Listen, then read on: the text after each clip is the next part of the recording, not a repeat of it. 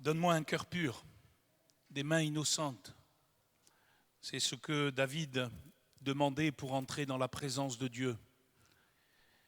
Et nous remercions notre équipe de louanges ce soir pour nous avoir conduits au pied du Seigneur dans ce temps de jeûne, de prière que nous avons commencé déjà ce midi.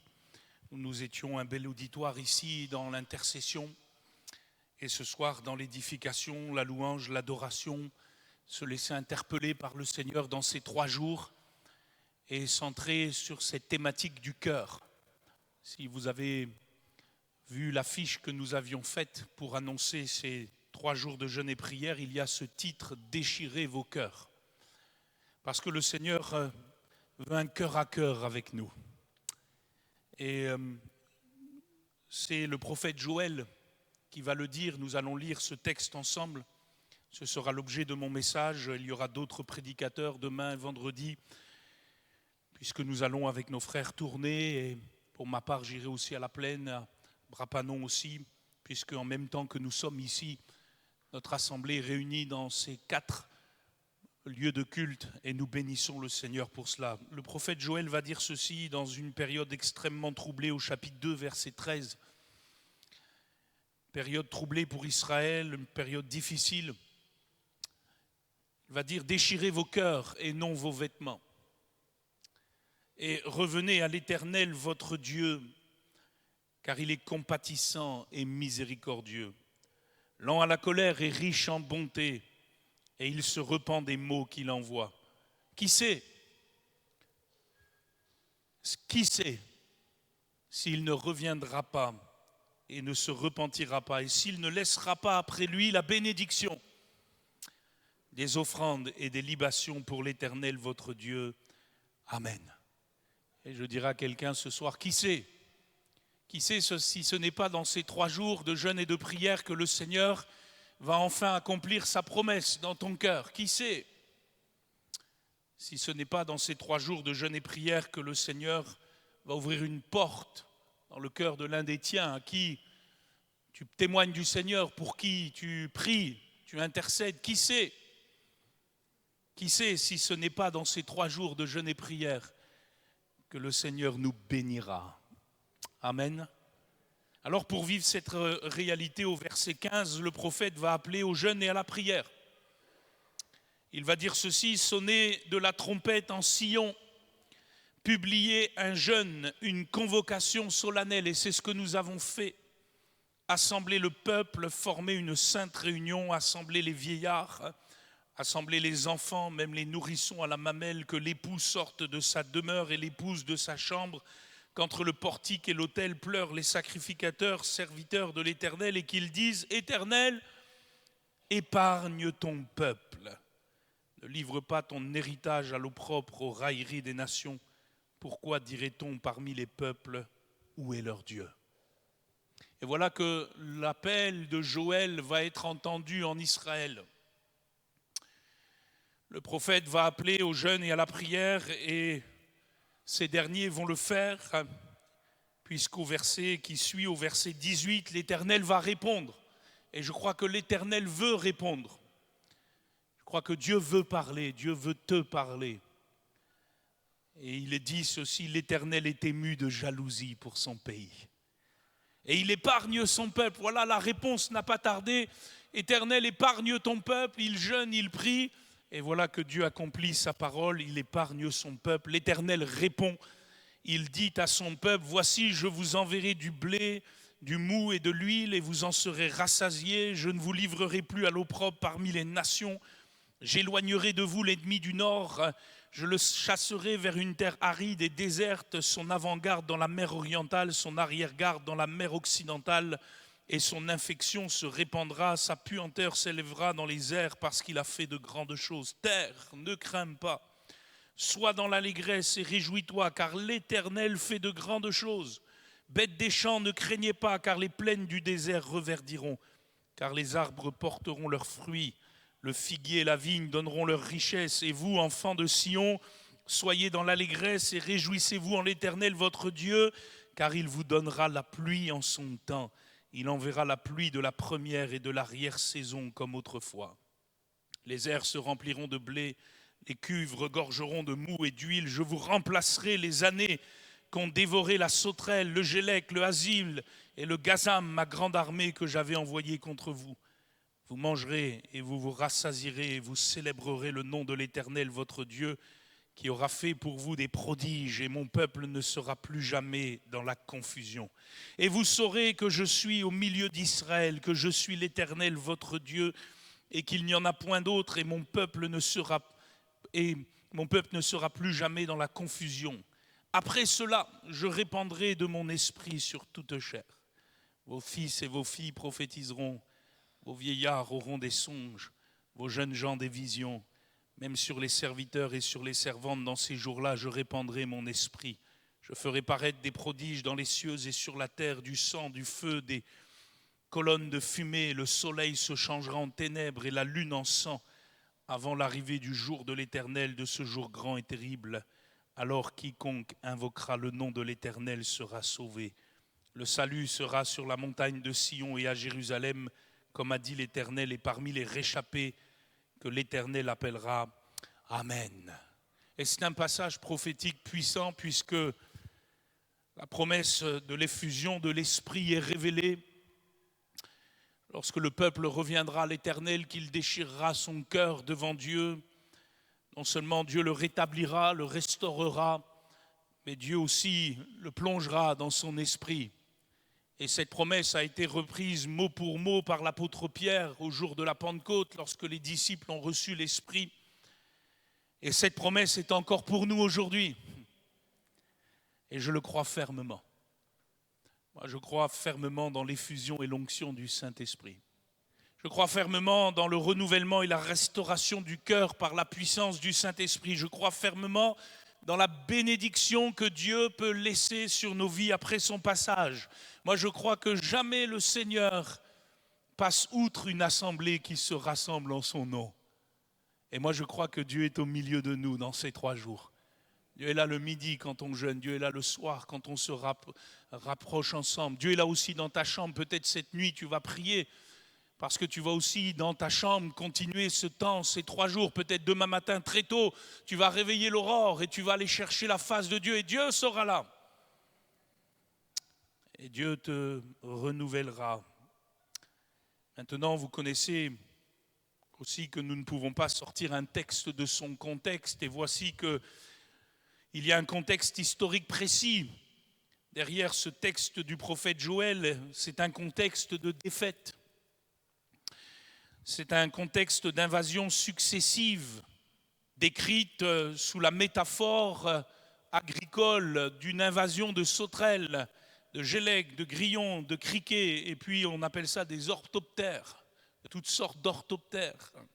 Et c'est une image, puisqu'au verset 6, un peuple est venu fondre sur Israël. Dieu n'a pas ménagé les choses, il y a beaucoup de tourments, de peines, de tristesse, de désastres et de choses semblables quand vous ouvrez le chapitre 1er, parce qu'il faut toujours lire le chapitre 1er. Vous avez un peuple qui est abattu. Et le problème de fond est soulevé par le prophète Joël. Regardez avec moi au verset 10 du chapitre 1er, il va dire ceci. Les champs sont ravagés, la terre est attristée, car les blés sont détruits, le mou est tari, l'huile est desséchée. Les laboureurs sont consternés, les vignerons gémissent à cause du froment et de l'orge, parce que la moisson des champs est perdue. La vigne est confuse, le figuier languissant, le grenadier, le palmier, le pommier, tous les arbres des champs sont flétris. Et tout cela est une métaphore pour dire la joie a cessé parmi les fils de l'homme.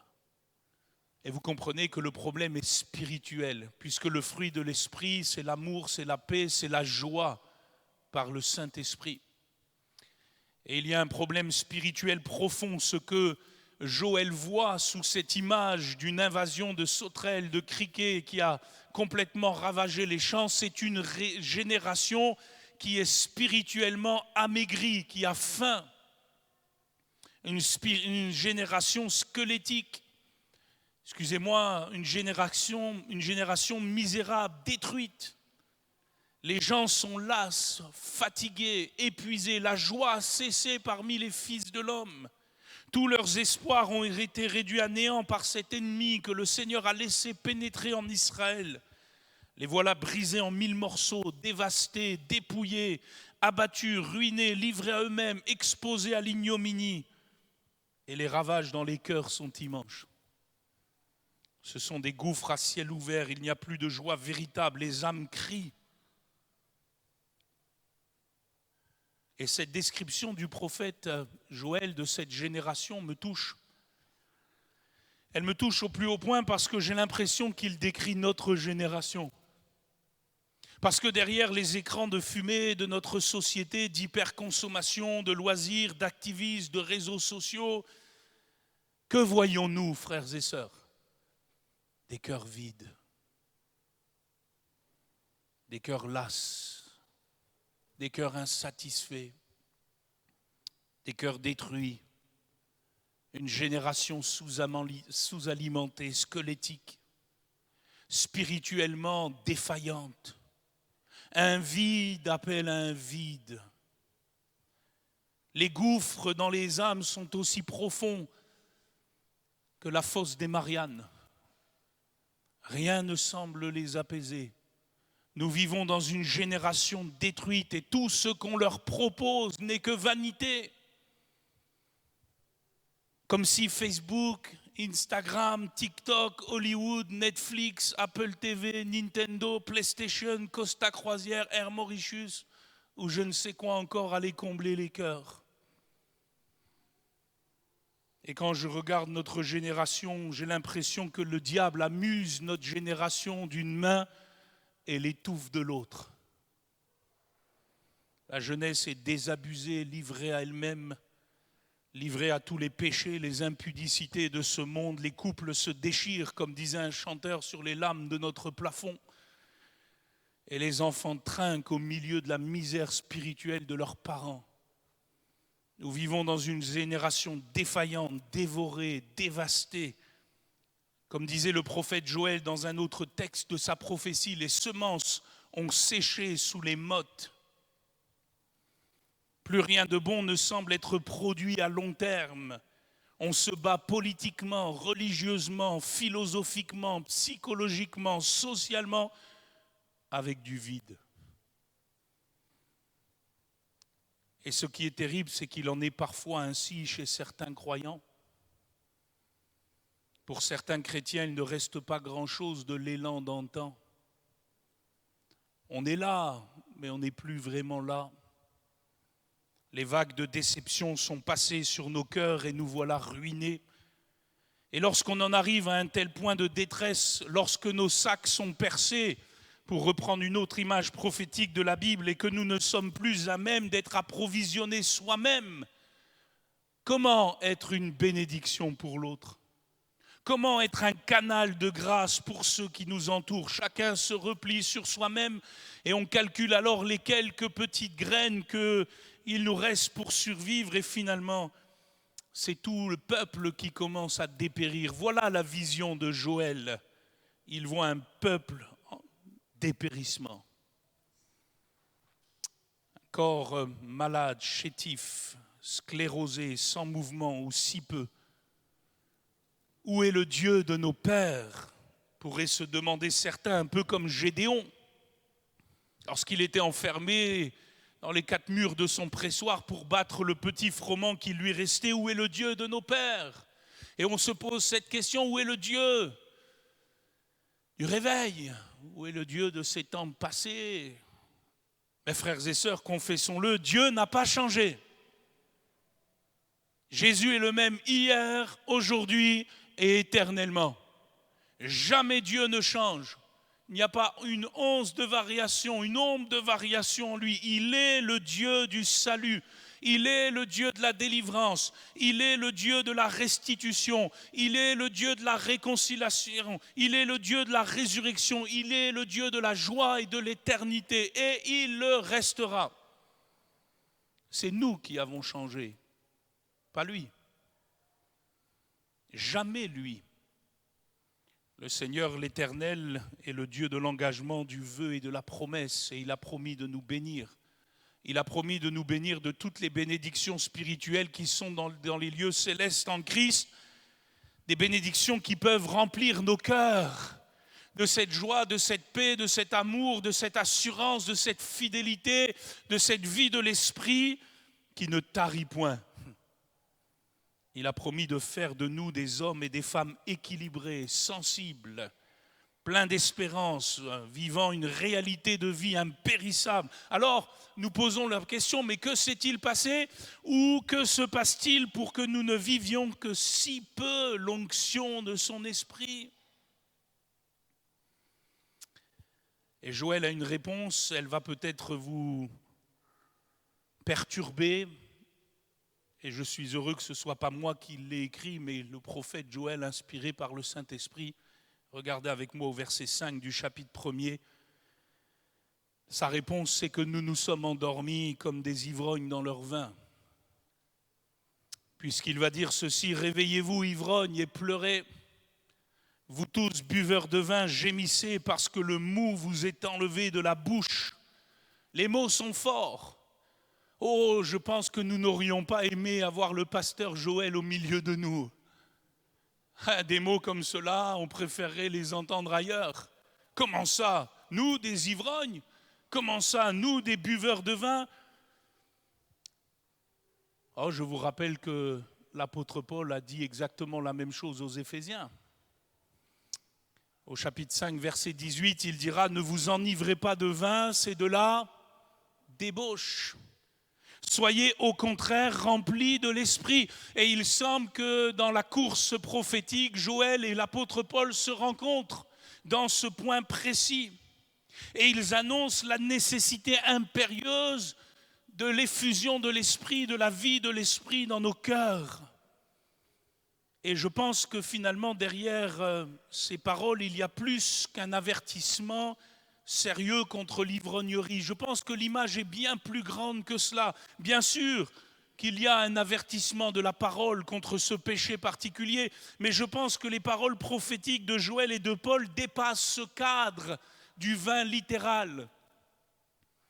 Il y a l'image de tout ce qui peut nous enivrer au point de ne plus être rempli du Saint-Esprit et finalement d'être rempli d'autre chose que de sa présence, de son onction, de sa vie et de sa grâce. Alors excusez-moi de mettre l'interpellation de Joël d'une autre manière, de la paraphraser.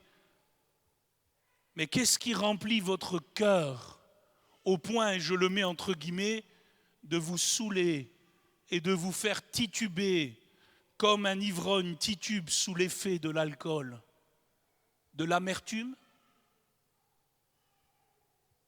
De la rancœur? Des mauvaises pensées? Des critiques? Des jugements? Des conflits non résolus? Des déceptions? Des frustrations? Des péchés cachés? Des blessures? Des manques de pardon? Des tristesses? Des accablements? Qu'est-ce qui remplit vos cœurs au point que vous dormiez comme un ivrogne qui s'est écroulé sur le trottoir en cuvant son vin? Je sais, je le répète, les mots du prophète Joël sont forts, extrêmement forts. Et tout cela parce que les prophètes n'ont jamais fait dans le religieusement correct. Ils décrivent des situations spirituelles catastrophiques avec des images censées saisir leurs lecteurs, leurs auditeurs. Et c'est ce que Joël essaye de nous faire sous l'inspiration du Saint-Esprit. Il ne joue pas avec les gens, il désire les appeler sérieusement au réveil, à la repentance, au retour à Dieu. Et frères et sœurs, lorsque je vois notre génération, j'ai l'impression de voir une génération, excusez-moi, je le remets entre guillemets, saoulée, n'ayant plus la tête sur les épaules, titubant, toujours à la recherche de leur dose. Et au milieu de tout cela, détruits par le péché. Parce qu'il faut le dire, frères et sœurs, combien minimise la gravité du péché. Combien de gens l'excusent, le justifient, l'entretiennent, le cultivent, voire même le confessent ouvertement, sans aucune gêne. Et je sais que mon message ce soir n'est pas très simple à entendre, mais il faut l'entendre, parce que frères et sœurs, c'est dans des temps de jeûne et de prière que nous devons revenir à Dieu. Il y a une chose que vous devez savoir dans la Bible, c'est que jamais il n'existe un temps de jeûne et de prière sans la repentance. Le seul qui a jeûné et prié sans la repentance, c'est Jésus, parce qu'il était sans péché. Mais tous les autres, que ce soit Esther, Daniel, Néhémie et tous ceux qui ont appelé au jeûne et à la prière avec le prophète Joël, ont appelé à la repentance. Toujours. Il n'y a pas de jeûne et de prière sans repentance. C'est le but même du jeûne et de la prière. C'est de prendre une condition de détresse à cause du manque de nourriture et de dire: Seigneur, spirituellement nous sommes comme cela. Nous avons besoin de toi. Pardonne nos offenses. Oh, Joël l'a dit autrement. Déchirez vos cœurs. Et je suis parfois abasourdi par la capacité incroyable qu'a l'homme de se dédouaner de ses fautes. Comme si elles n'existaient pas ou comme si ce n'était pas grave.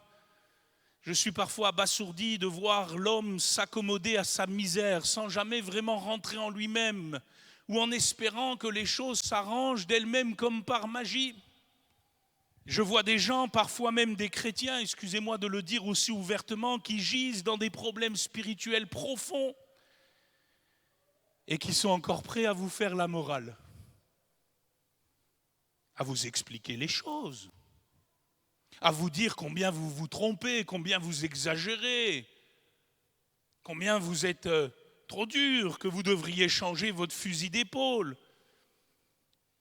Parfois, passant leur temps à critiquer l'église, le pasteur, le diacre, le chantre, le frère, la sœur, parce que pas assez ceci, pas assez cela. Et en même temps, ils sont dans des graves problèmes spirituels. Moi, je suis abasourdi, je me dis, mais comment ils font ? Comment ils font pour gérer ces deux aspects complètement contradictoires ? Peut-on refuser le pain alors qu'on est comme un mendiant le long du chemin ? Peut-on refuser l'aide alors qu'on est un aveugle qui tâtonne ? Peut-on dénigrer à passer à côté de la réalité alors qu'on vit comme dans un rêve ?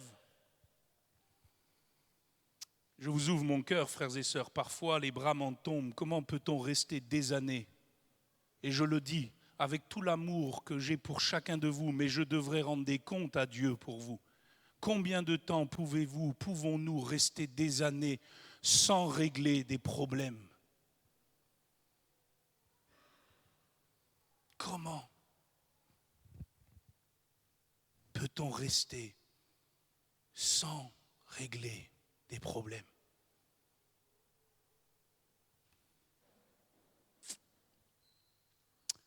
Et les questions sont nombreuses. Mais la réponse est toujours la même. C'est celle de Joël. Ce n'est pas la mienne, frères et sœurs, c'est celle de Joël. Déchirez vos cœurs. Et quelque part, en disant cela, je vais le paraphraser pour que nous le comprenions bien. Arrêtez de déchirer le cœur des autres. Déchirez votre cœur. Arrêtez de casser, de ruiner, de blesser, de déchirer ceux qui vous entourent. Déchire ton cœur. Et je prends ça pour moi. Dieu me dit, Philippe, déchire ton cœur.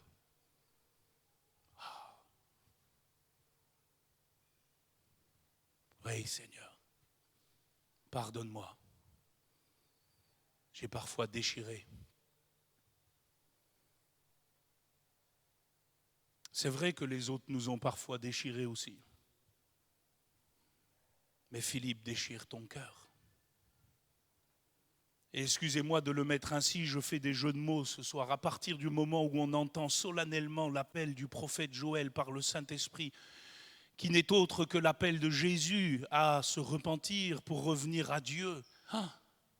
Excusez-moi de le mettre ainsi, à partir de là, l'évangile, ça déchire. Ça déchire le cœur, mais de la bonne manière. Parce qu'il y a un temps pour déchirer, dit l'Ecclésiaste. Et Osée ajoutera, venez, retournons à l'Éternel, car il a déchiré, mais il nous guérira. Il a frappé, mais il bandera nos plaies. Et Jésus ajoutera quelque chose, je le lis avec vous dans Luc chapitre 5, verset 36. Il dira ceci concernant tout ce que nous partageons ce soir et qui est important, solennel, pertinent, en tout cas il l'est pour moi. Luc chapitre 5, verset 36, il dit ceci, « Personne ne déchire d'un habit neuf un morceau pour le mettre à un vieil habit, car il déchire l'habit neuf, et le morceau qu'il en a pris n'est pas assorti au vieux. » Ah, c'est vrai ça. Je me souviens quand on était petit, je ne sais pas si vous c'était comme ça, mais quand on avait un jean troué, nos mamans, enfin en tout cas ma maman, elle trouvait un vieil écusson quelque part ou un vieux bout de tissu et puis elle nous le plaquait là, pof. En fait ça aujourd'hui, vous allez voir la tête de vos ados. Mais personne ne fait ça, c'est pas assorti. Bon, il semble que nous, spirituellement, excusez-moi de le mettre ainsi, mais nous ne sommes pas des grands couturiers. On rapièce. Il y a parfois des déchirures, mais on met quelques pansements, quelques écussons, quelques sparadraps spirituels, et on pense que ça va marcher. Et le Seigneur dit non, il déchire l'habit neuf. Oh, il va le dire autrement, le Seigneur, dans une autre parole qui est semblable à celle-ci. On ne met pas du vin nouveau dans des vieilles outres. On ne met pas du vin nouveau dans des vieilles outres. À l'époque, quand on faisait la vendange, qu'on pressait le jus, on allait les mettre dans des outres neuves. Pourquoi pas des vieilles outres? Parce qu'elles avaient déjà servi et sous l'effet d'une nouvelle fermentation, elles étaient faites en peau d'animal, de cuir, et voilà qu'elles n'auraient pas résisté à une nouvelle fermentation, il y aurait des déchirures. Donc on ne met pas du vin nouveau dans des vieilles outres, on met du vin nouveau dans des outres neuves.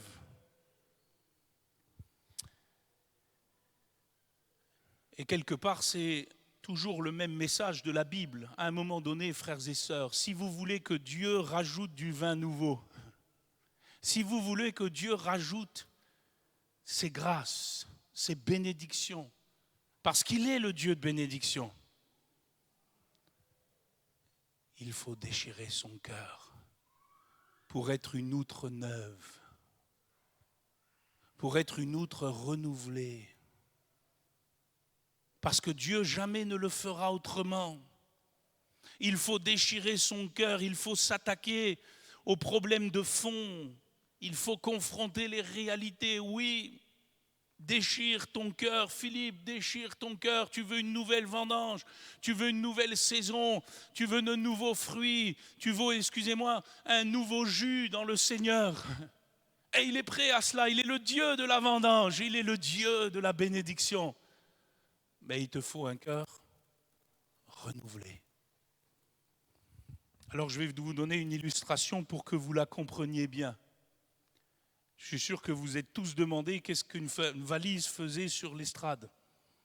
Et si vous ne l'avez pas vu, c'est que vous étiez concentrés sur les chantres et sur les choristes, et c'est très bien.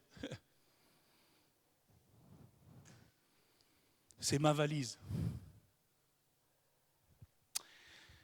Avec Muriel, nous étions fiancés, puis mariés. Et moi, j'allais à l'école biblique à Bruxelles, toutes les semaines. Et Reims-Bruxelles, il y a plus de 300 km, donc il faut faire la valise. Il faut faire la valise. Et du lundi au vendredi, Philippe était à Bruxelles, Muriel, était à Reims. Alors vous imaginez que le vendredi, quand le vendredi arrivait, Philippe, il était content. Il allait retrouver sa bien-aimée. Et nous avons vécu comme cela plusieurs années avec, je passe au passage pour aider nos jeunes hein, qui disent toujours que oh, il y a trop de réunions à l'église, on y arrive. Nous, on se voyait 48 heures du vendredi après-midi au dimanche après-midi avec 3 réunions à assurer au milieu, la jeunesse. Et c'était notre vie. Et le Seigneur nous a aidés. Et moi, le vendredi, c'était... je remplissais ma valise. Vêtements, linge sale, il fallait bien que maman lave aussi et m'aide un peu. Hein.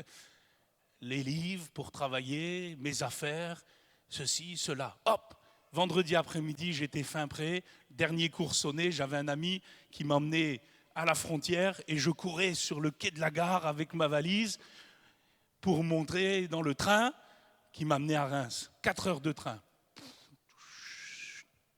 Hop, j'arrivais à Reims, je profitais du week-end, mes parents, les réunions, l'église, mon épouse, fiancée, et puis après mon épouse.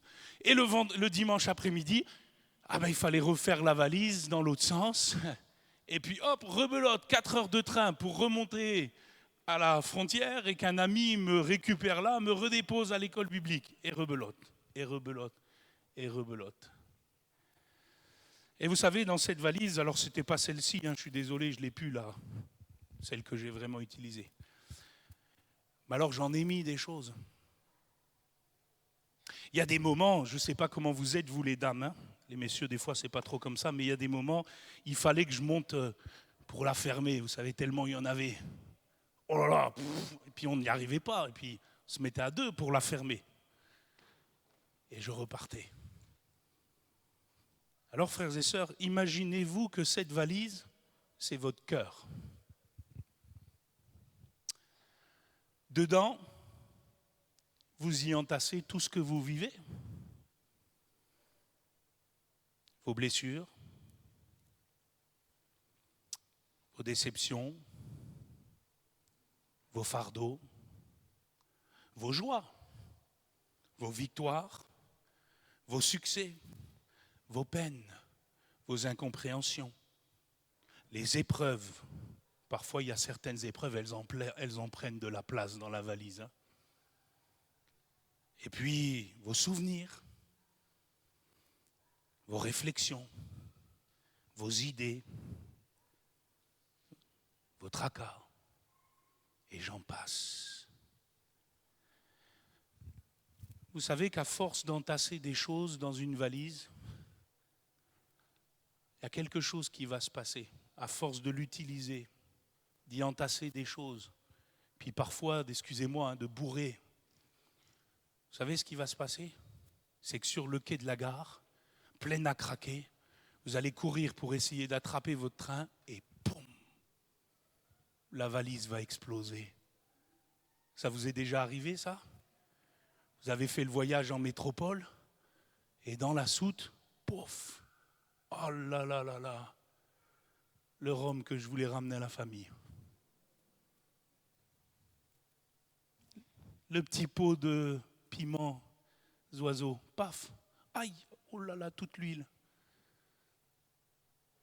Ça vous est arrivé, ça, hein? Mais voyez, frères et sœurs,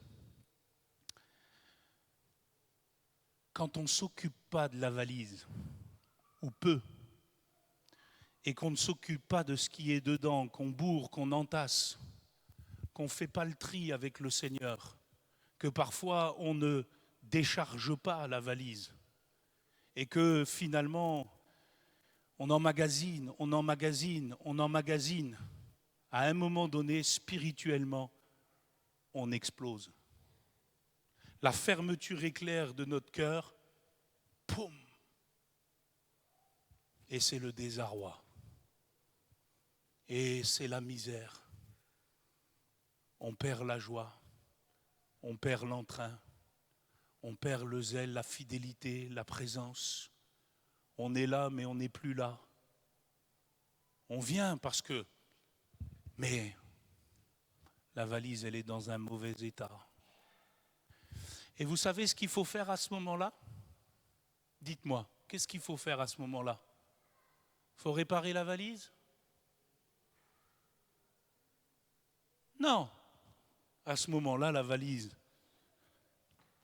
vous la mettez à la poubelle et vous en prenez une nouvelle. Non? Ben, spirituellement, c'est ce que Dieu nous demande. Quand notre cœur est arrivé à ses limites, quand notre cœur est arrivé à la rupture, quand notre cœur est tellement en souffrance, nous n'avons pas besoin que le Seigneur, excusez-moi, bricole. Il faut déchirer notre cœur. Il faut changer la valise. Je vous donnerai un cœur nouveau, dit le Seigneur. J'ôterai vos cœurs de pierre. J'y mettrai un cœur de chair et j'y déposerai mon esprit. Et je rencontre parfois des chrétiens. Je les ai rencontrés en métropole, on les voit aussi ici. Nous sommes tous les mêmes. C'est notre cœur qui a besoin d'être transformé. Et ce n'est pas un appel seulement à la conversion. Parfois on dit, mais j'ai déjà donné mon cœur au Seigneur. Oui, mais tu es comme ma valise. Ça fait 20 ans que tu forces. Ça fait 20 ans que tu essayes de mettre des choses dedans. Et vous savez, à un moment donné, quand on ne change pas la valise et qu'il n'y a plus de place dans la valise, ben Dieu ne peut plus rien faire. Je suis sûr que c'est déjà arrivé à des messieurs ici de dire à vos épouses, quand vous partiez en métropole, « Stop ! On ne peut plus rien mettre dans la valise, chérie. » Elle était encore avec 3-4 cartons. Non, non, non, ça ne rentrera pas. Moi, j'étais un peu comme 25 kilos, pas plus. Oh, t'inquiète pas, chérie, ils diront rien. Vous pesez la valise 35 kilos, vous allez voir si Air Austral ne dira rien. Et à un moment donné, stop. Et le Seigneur, à un moment donné, ce n'est pas qu'il ne veut pas nous bénir. Dieu veut nous bénir. C'est qu'il ne peut pas nous bénir. Problème de cœur. Dans le cœur. Plus de place. Et c'est l'appel de Joël. Voilà pourquoi nous devons jeûner et prier, frères et sœurs. Et c'est ma conclusion. Nous ne devons pas jeûner et prier seulement pour nous faire du bien. Nous ne devons pas jeûner et prier seulement pour avoir un peu plus de vigueur et déposer quelques requêtes de prière au pied du trône de la grâce. Nous devons implorer la miséricorde de Dieu pour toutes celles et tous ceux qui sont à l'extrémité, qui sont au bout du rouleau, qui sont à la limite de la rupture, chez qui la joie tarit. Excusez-moi de le dire ainsi, la valise va craquer. C'est pour eux qu'il faut prier. Et peut-être c'est ton cas ce soir.